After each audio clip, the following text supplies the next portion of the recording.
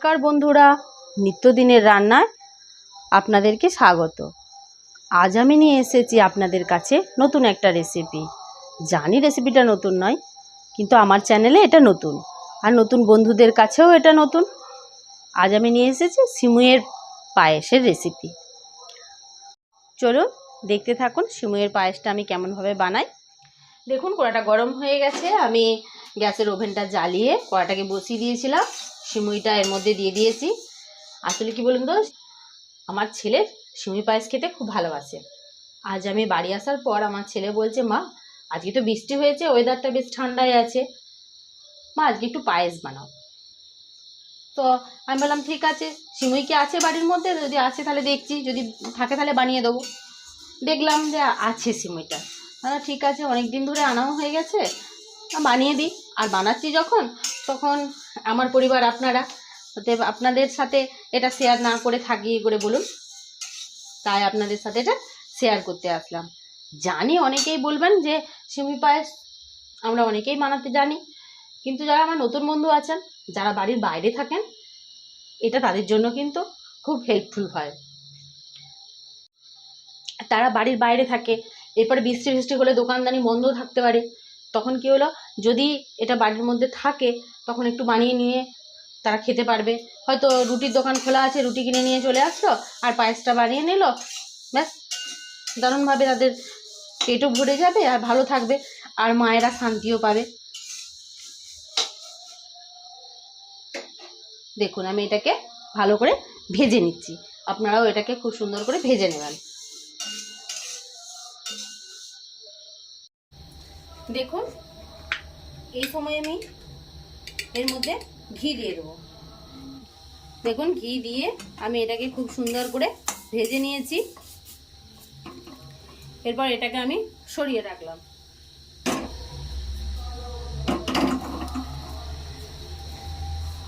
এক সের দুধটাকে আমি আগেই ফুটিয়ে ঘন করে রেখেছি, দেখতে পাচ্ছেন। এটাকে আরেকটু ভালো করে ফুটিয়ে নেব। সিমুই পায়েসটা বানাতে বেশিক্ষণ লাগে না, খুব তাড়াতাড়ি হয়ে যায়। আর এই চটজলদি রান্নাগুলো বানাতে আমার বেশ ভালোই লাগে। দেখুন, দুধটা কিন্তু গরম হয়ে গেছে।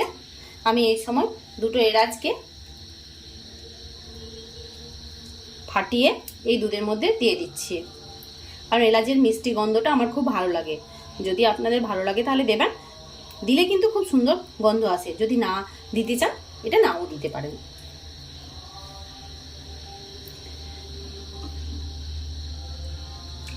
আমি একটু দুধ এই কাপের মধ্যে তুলে নিচ্ছি।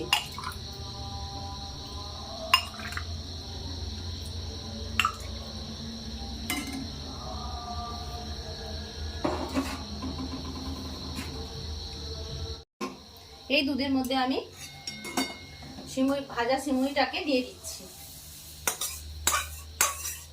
দিয়ে আমি ভালো করে সিমুইটাকে একটু নাড়াচাড়া করে দিচ্ছি।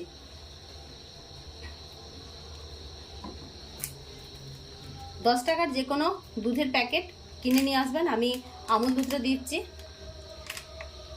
আমি আগেই বলেছি, অনেকবার ভিডিওতে বলেছি, আমার এই দুধটা ভালো লাগে, তাই আমি এটা দিচ্ছি। আপনাদের যে দুধটা পছন্দ হবে, ওই 10 টাকার প্যাকেটগুলো যে কোনো একটা প্যাকেট নিয়ে চলে আসবেন। সেটাকে ভালো করে গুলিয়ে এর মধ্যে দিয়ে দেবেন, দেখবেন টেস্ট খুব সুন্দর আসে। চলুন এটা আমি দিয়ে দিই। এর মধ্যে দুধ যত ঘন হবে, তত কিন্তু পায়েসটা খেতে খুব সুন্দর হয়। আর আমরা বাঙালিরা কিন্তু পায়েস খেতে খুবই পছন্দ করি।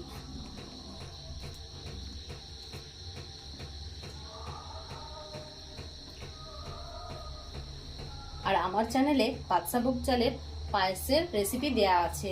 আপনারা যদি ওই ভিডিওটা দেখতে চান, তাহলে কমেন্ট করবেন, আমি ওটা আপনাদেরকে আরেকবার লিঙ্কটা দিয়ে দেবো।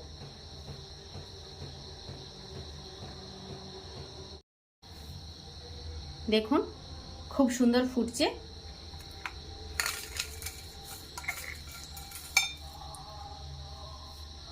আমি কিছু বাতাসা ছিল এর মধ্যে দিয়ে দিচ্ছি। পায়েসে বাতাসা দিলে পায়েসটা খেতে খুব সুন্দর হয়, আর ঘনত্বটাও খুব ভালো হয়।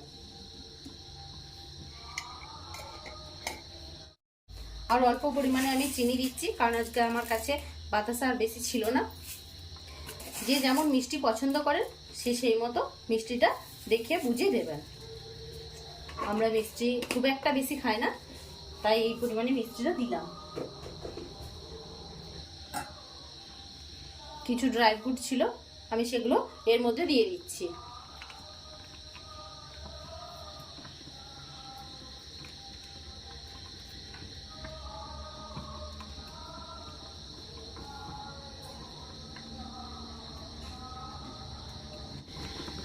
আমার এই পায়েসের ভিডিওটা লাইক, শেয়ার, কমেন্ট করবেন। ইউটিউব চ্যানেল থেকে দেখলে চ্যানেলটা সাবস্ক্রাইব করে বেল আইকনটা প্রেস করে দেবেন, যাতে আমার দেয়া রান্নার রেসিপিগুলো আপনাদের কাছে তাড়াতাড়ি পৌঁছে যায়। ফেসবুক পেজ থেকে দেখলে পেজটা ফলো করে দেবেন।